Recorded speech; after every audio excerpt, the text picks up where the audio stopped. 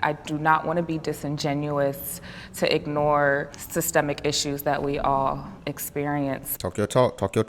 But I feel like it's 2021 and there's a lot of free resources. I mean, Facebook has a lot of free courses. I think that poor is also a mindset. I agree. There are many challenges in the world. There are many obstacles you have to face. Schooling, living, just trying to maintain. It's hard enough. A good portion of the mindset. Now, I'm not knocking other obstacles. I've had obstacles myself in life. It's like with losing weight. It's a mindset. It's a consistency. It's discipline.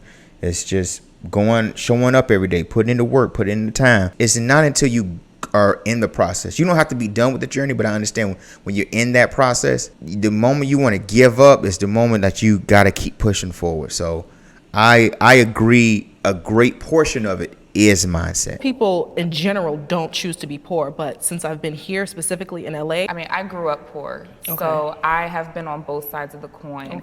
And I can reflect and look back on some of the lifestyle choices that I was making, some of the people that I was hanging around. So I don't think that people can initially control if they're born into poverty, but I think that there is a certain level of control that comes along with being able to have that determination and that resilience. These people are on the street not because of their own choosing, but because of the system that we live in perpetuates these things.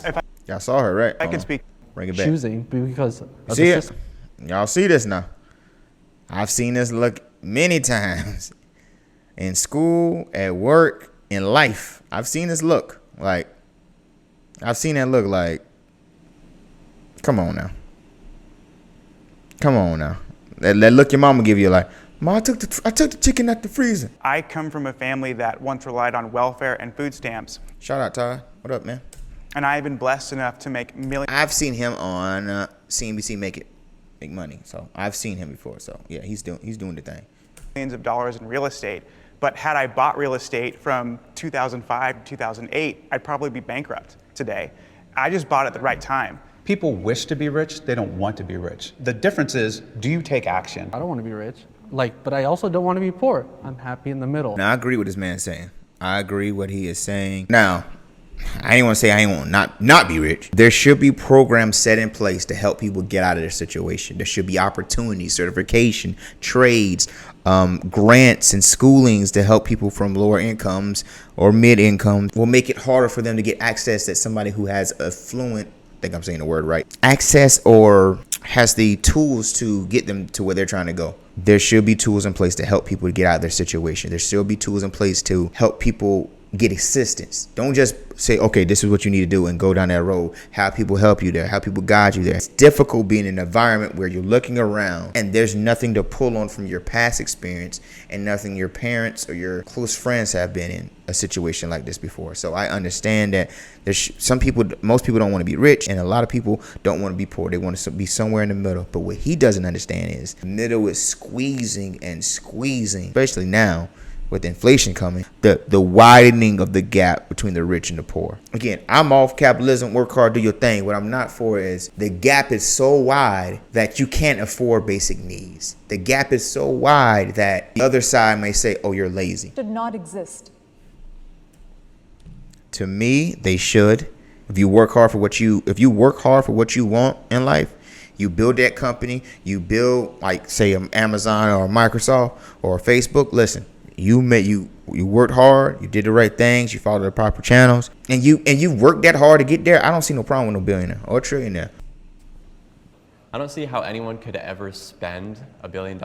It's not a necessity to have that much money, and I feel like there is a certain cap in which you can completely survive and thrive with this amount of money, and then if you surpass that, you're just hoarding. And then I won't even say this. I won't even say it's hoarding.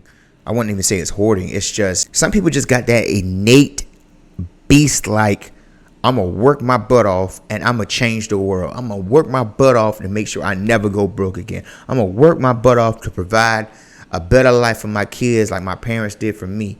I'm going to work my butt off so I'll never be homeless again. I'm going to work my butt off so I can make a difference in this world. Now, on CNBC, they did have a thing where it's like if you're after 75,000, at 75 or 85,000, it plateaus on your happiness because you get all your wants, you buy it all. But there's some people like the Elons and the Zucks or the Jeff Bezos who surpass that, and they shouldn't be criminalized on it. And we've seen what people with billions of dollars are doing with their money. They're going to space for fun. Like, Right. clearly, if we tax those people properly, get their wealth and distribute it to people who need it, that'd be a much better use than going to space for fun. And even if they do that, they'll just move the money around in a different manner. Like when people they'll just move the money around. At the end of the day, you'll just move the money from A to B to Z to D, change this code, cut this number of employees, and so it's always a catch-22. But yeah, you can tax them, but it's like you can only tax them but so much.